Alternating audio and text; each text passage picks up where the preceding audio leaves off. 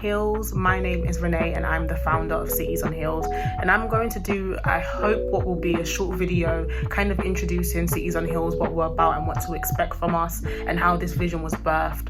And yeah, stay tuned for the rest. If you haven't already subscribed to our channel, we'd really appreciate your commitment to seeing our community grow. Follow us on all our socials. I should probably do this at the end, but hey, who makes the rules? We are on Instagram, TikTok, Twitter, Gmail. I don't think Gmail actually counts as a platform, but we're on there as well. How this vision birthed, this vision was birthed from God, really and truly. This vision was birthed from God. I want to say 2 years ago, I was feeling quite burdened about the state of university student. There was one day where I was back home in London and I was really feeling quite burdened. Some of the issues students were facing, really, for a lot of us young adults, is probably the most difficult place and stages of our life. We are, navigating this newfound independence and newfound responsibility whilst trying to figure out who we want to be, who we are, and all of those things. And that can really lead to some heavy things. But either way, the coping mechanisms that students were using and are still using are not healthy. And it could even be from like Netflix addiction, where they have to like constantly watch Netflix to get them through the day, to alcohol, to drug use, to sleeping around and all that sort of stuff. There's different ways, different mechanisms. And I too was suffering myself. And I just felt really burdened by that, to the point where I was crying. A couple months after that, I want to say, I was on my way to evangelize at a place. I was thinking of a poem, and the words, "In our city's land, we make greatness out of sand," came to mind. I might put a little clip of the micro short film that I ended up making from that poem that I was writing on the bus. And so that poem was titled Cities on Hills. And so yeah, that became a poem, and I kind of left it there. And a couple months after that, God was like, "Hey, Rennae, Cities on Hills is not just a poem. It's a community." And I was like, whoa, Cities on Hills is bigger than just this poem that I wrote on the bus on my way to evangelize. It is going to be a community for students that need support navigating university, students who don't know God, who have questions about God, students of different religions, students going through different struggles and walks of life. Cities on Hills is there to be a support system for them, and we use creativity in order to show our support, and creativity connected to the gospel, always. And I kind of called a couple of friends, a couple of creatives. None of it wasn't like this big vision that I had. I just thought about the Christian creative friends that I had. Called up man like Gideon, called up man like Destiny, called up man like Chia, get me. And I told them, listen guys, I've got a vision. Do you want to be part of it? Pray over it. And they said yeah, innit? And they were like, yeah, I'm for this. I believe God has called me to this. And we form Cities on Hills. But Cities on Hills is not just for people who are creatives telling you stories and using spoken words and interdisciplinary arts and performance and music to tell us stories. Cities on Hills is going to be a community of people who want to know more about Jesus and who want to dedicate their life to Christ, and who want to navigate this pivotal, important stage of their life. They're 20-somethings, they're 18, 19 stages of their life, and walk with God whilst doing that. And we're going to use creativity to do that. This is an invitation to any student, to any young adult who is navigating life and who is struggling and who has been trying to find all these different mechanisms to cope, that you have been trying to survive for so long through these different mechanisms, and you are tired and you are trying to suppress it. Or maybe you're reaching breaking point and you can no longer suppress it, and God has led you to this video. Praise God. I'm here to tell you as a sister that we are here at Cities on Hills to walk you through Christ, the hope of Christ, the hope Christ gives us. You are the light of the world, like a city on a hilltop that cannot be hidden. Our mission is not just to put out lots of content for you guys to enjoy and engage. This is a community, a family in which we will for people's light, their God-given lights, to spark. There's so many lights that are dim and so many lights that have not even been sparked, and we are there to spark the light. We are just vessels, and you too are a city. You are meant to light up. You are meant to be on top of a hilltop and shine God's glory and shine God's light. You are not there to be dim. You are not purposeless. You are not lost. You are not forgotten. You are not unseen. We see you. but most importantly, God sees you. And that's what Cities on Hills is about. We're all on this journey to a greater city, which is Zion, which is the New Jerusalem. Listen, I didn't want to preach today, but y'all gonna make me preach. Everyone likes to talk about heaven, but what is this heaven? What does this look like? It is a city, it's a New Jerusalem where there is no pain, where we are fully restored with Christ. In fact, let me go back to what the gospel is. Let's start from here. This world doesn't just exist. This world was formed by a creator, okay? The creator is called God. No one created God, God created himself. He existed before any of this.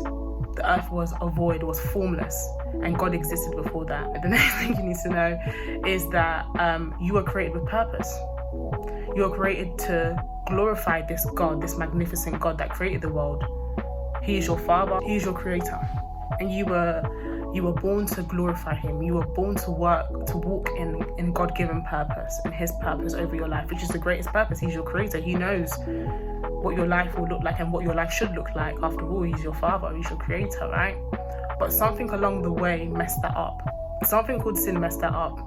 And sin was introduced when Adam and Eve, God's first human beings, God's first image bearers, came into this earth and disobeyed God. God gave them a beautiful garden, lots of trees, lots of things to eat and thrive from, and he asked them to not to eat from one particular tree. And Eve was tempted by a serpent, the devil, to eat from this tree. And she did. She ate from the tree, and so did Adam. And that brought sin, and that brought brokenness in our relationship with God. But because of two people's disobedience, sin came into this world. And so now every human being is born into sin. Now, for a lot of people who say that I am good because I do good works. I help an old woman walk across the street. I give to charity. I smile at people. I tell people the directions to the shop that they can't find. I'm a good person. Your goodness is not measured by the things and the deeds that you do. That's not how goodness is measured. There are good things, but that doesn't make you inherently good, because you were inherently born into sin because of our predecessors, Adam and Eve. And so where we go from here is Jesus Christ. Throughout all the scriptures, throughout all the prophets and all the figures and all the biblical figures and stories, there was always this one theme about the gospel, about the hope, about the restoration, about the redemption of mankind who are in a state of sin.